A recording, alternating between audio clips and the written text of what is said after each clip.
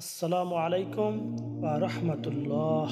চলছে রমজান মাস, আর আজ হচ্ছে সবচেয়ে শ্রেষ্ঠ রাত শবে কদর।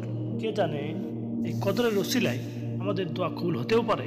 লাইলাতুল কদর হলো সে রাত যে রাতে আল্লাহ তাআলা পুরো কোরআনুল কারীম লাওহে মাহফুজ থেকে প্রথম আসমানে নাজিল করেন।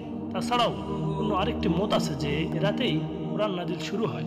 পরবর্তী 23 বছরে বিভিন্ন সূরা বা সূরার অংশবিশেষ বিভিন্ন সময়ে বিভিন্ন ঘটনা ও অবস্থার পরিপ্রেক্ষিতে রাসূলুল্লাহ সাল্লাল্লাহু আলাইহি সাল্লামের উপর অবতীর্ণ হয়। মহানবী সাল্লাল্লাহু আলাইহি সাল্লাম বলেছেন, তোমরা রমজানের শেষ দশকে বিজয় রাত্রে লাইলাতুল কদরের সন্ধান করো, তালাশ করো।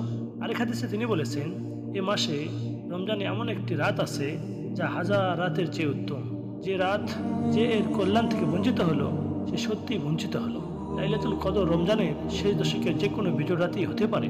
আল্লাহ তাআলা বলেন, এক রজনীর ইবাদত হাজার মাসের ইবাদতের চেয়ে উত্তম। হাদিসে কদরের বেশ কিছু আলামত এসেছে। সেগুলো হলো, 1 নম্বর, রাত্রি গভীর অন্ধকারে ছেয়ে যাবে না। কদরের রাতে আকাশ পরিষ্কার থাকে, মেঘ বা ধূলিকণার উপস্থিতি কম থাকে, ফলে রাত হয় গভীর অন্ধকার থেকে মুক্ত। 2 নম্বর, রাতে গরম বা শীতের তীব্রতা থাকবে না।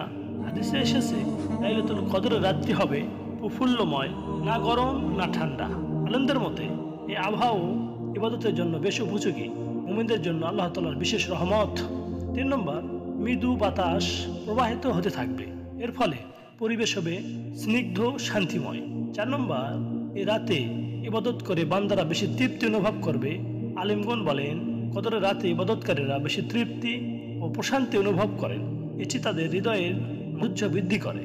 5 নম্বর, কোন ইবাদতকারী বান্দাকে আল্লাহ তাআলা স্বপ্নে দেখিয়ে দিতে পারেন।